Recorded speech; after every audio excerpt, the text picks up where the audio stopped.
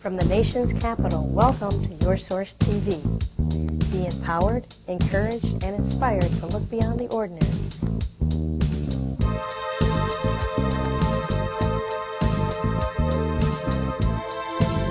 From the nation's capital, welcome to Your Source TV, a public affairs program that encourages you to think outside the box.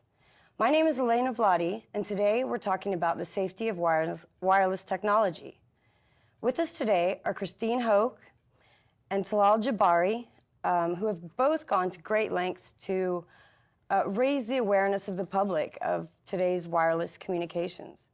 Would you all like to tell me a little bit about what it is that we should be aware of as everyday people on cell phones?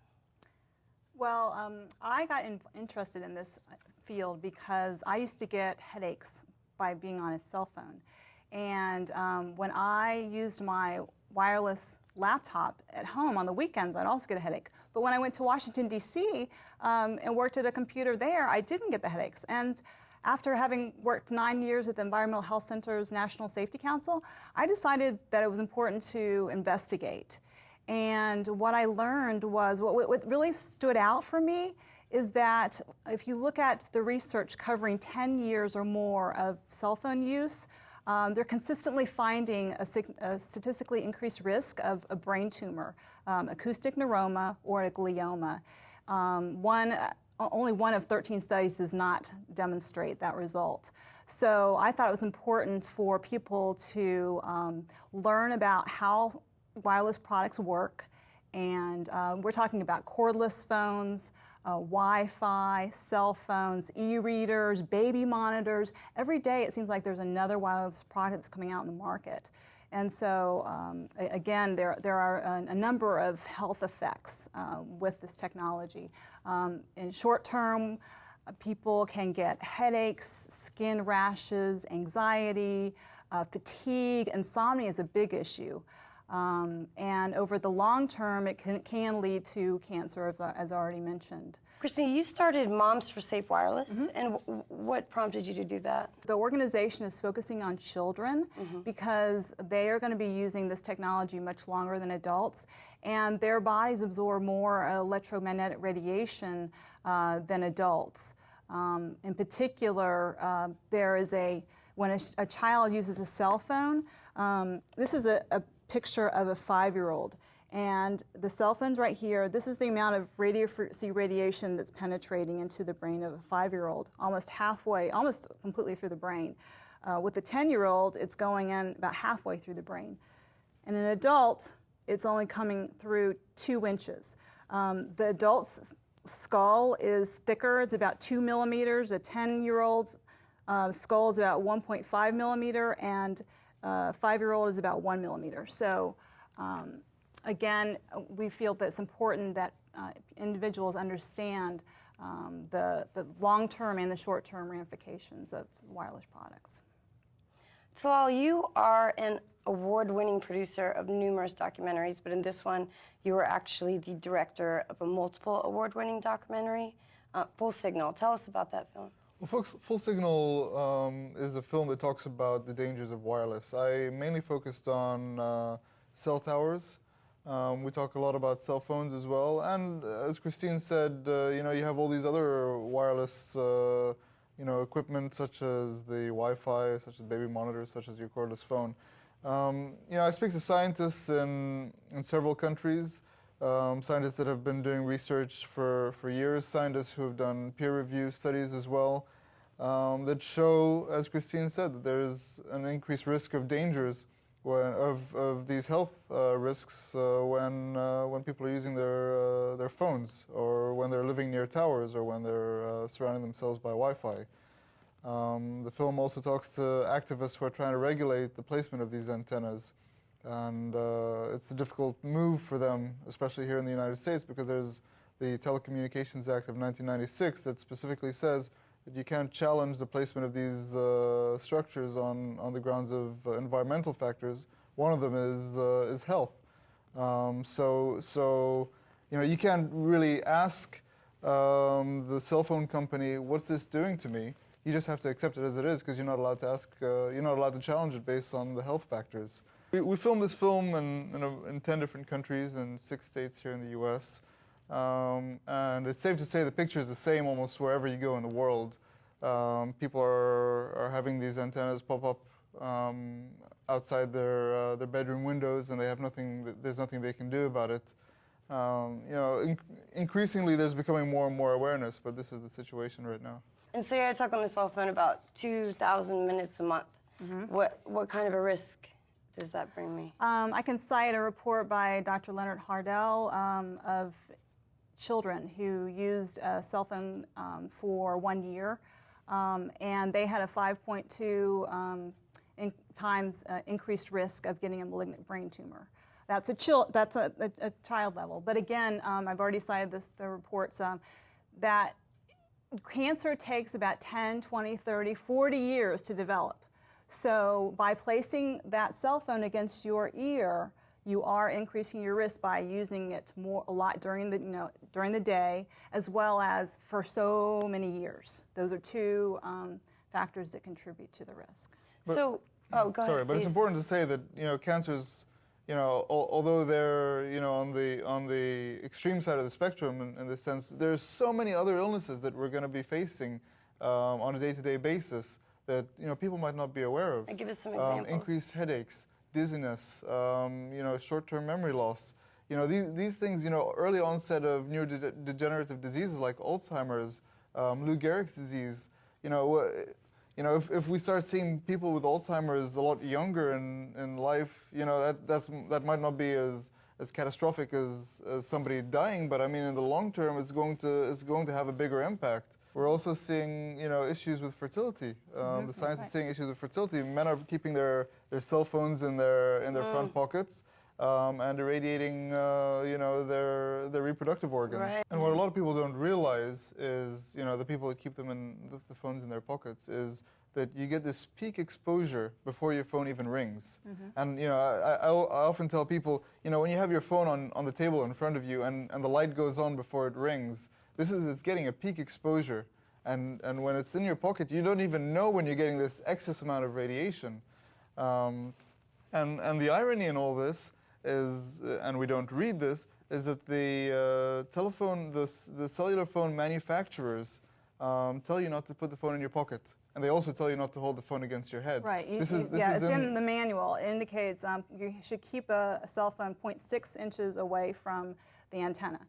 And from your body, which is ridiculous. Because if you look at your cell phone manual, they're in 95% of the manuals they tell you not to keep it on your body. Right. In this documentary, you went to 10 different countries. What is it that you found in these 10 countries? Yeah, the film started off being based in Israel because I'm Palestinian and Israel is the closest neighbor to us.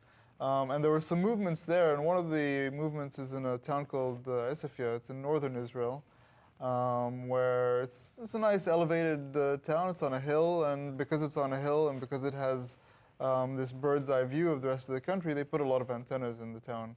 And they had a lot of sick people. They had about 70 antennas in a really small neighborhood, both phones and maritime and commercial and a whole bunch of things. And they have a lot of sick people, a lot of people with cancer, a lot of people are dying and have already died. And this is one of the key stories in my film because it really shows how bad this can get when you're in such a concentrated situation. It shows a lot more evidently.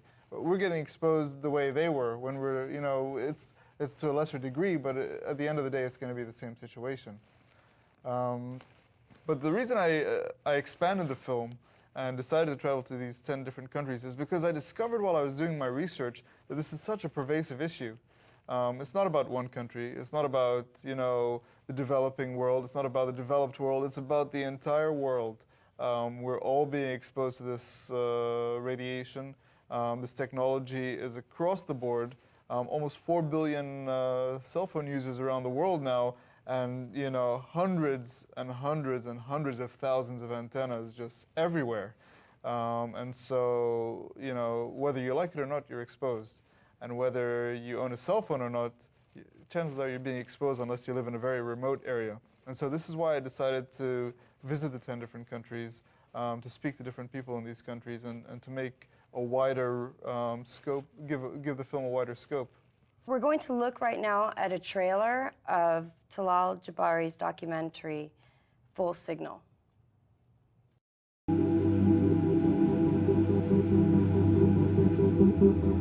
This is the world's largest biological experiment ever.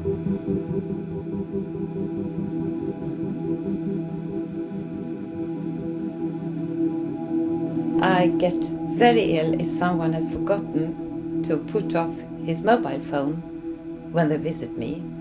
After a couple of hours I feel ill, after 4 hours I can't speak anymore.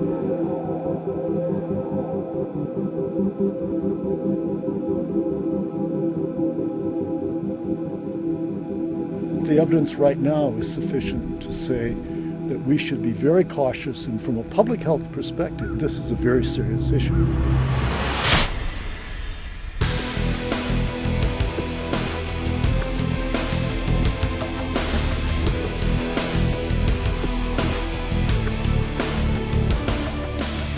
We make so many superfluous calls because we presume that this is an environmental freedom. People don't even understand it as an environmental issue. They don't even question it. It's just magic. You only would need like 1 minute exposure of a child to change for more than 1 hour the electrical activity of the brain. It was very difficult for me as a mother to look to my daughter's eyes and see her crying for me. What do you do? Because everybody needs a cell phone. I mean, nowadays, my daughter has a BlackBerry, and she's 11 years old, so what do you do? Definitely children before the age of 25, you know, it's definitely before 18, but up to 25, you're really at an increased risk. But for the more general sector of society, you really have to err on the side of caution here and decrease your usage. And you know, if that means using a wired hands-free earpiece to your phone, if that means just getting a longer cable and connecting it to your router instead of using wireless, going back to a landline phone. A lot of people are getting rid of landlines in their homes and then just relying on cell phones. Right, exactly. You know, which is what the cellular industry wants. Right. It costs them a lot less for you to have your cell phone rather than them extending these copper wires, from A to B, or the fiber optic wires as well. You know, so they want you to get rid of your landline and use these cell phones, and people are doing that. And when you get rid of your landline and you're using your cell phone all the time, people keep them next to their beds, under their pillows. And use them as alarm clocks, for example. This constant 24/7 exposure is what science is starting to show has the most detrimental effect. And if you can stay away from it, at least while you're sleeping, while your body is releasing melatonin, while it's trying to repair itself, then you're in a much better shape. But people just aren't doing that. A lot of people have their Wi-Fi routers in their bedroom. Right. Moms for Safe Wireless has some specific recommendations with regard to cell phone use. In a number of those Talal has mentioned, minimize your use of a cell phone, use a speakerphone, text. The issue is keeping it as far away from your body as reasonably possible. That's really the main goal. And this is something, another product that Moms for Safe Wireless recommends. This is an air tube headset. So it plugs into your cell phone, and you can plug it into your ear. There is, of course, the antennas here. So the radio frequency radiation is being emitted from this location. There is electromagnetic radiation flowing up. It stops right here. From here up is air flowing through a tube. It's like a doctor's stethoscope. And so you're keeping the radio frequency radiation away from your brain because most of the radiation is coming from here. So that's another option. As Talal mentioned, keeping the cell phone off of your body as much as possible. When you're carrying it in a purse. Using the alarm clock instead of the cell phone. A battery-powered alarm clock. Yeah, absolutely. Do not sleep with it under your pillow at night. Keep the cell phone out of your bedroom. For those who really want to continue using Wi-Fi, it's important to them, I would suggest that they turn off the Wi-Fi at night, because when you sleep, that's when your immune system is rebuilding itself, and so it's important for the body to have that break from the radiofrequency radiation. And is that even if it's in your living room and you sleep in the bedroom? Absolutely. It's traveling throughout your house. You probably realize that you can get the Wi-Fi signal from your neighbor. Right. So it extends long distance. Christine and Talal, thank you so much for joining us today. It has been so educational to learn about all these things that we can do to protect ourselves from today's wireless dangers. Thank you for joining us at Your Source TV, where we encourage you to think outside the box.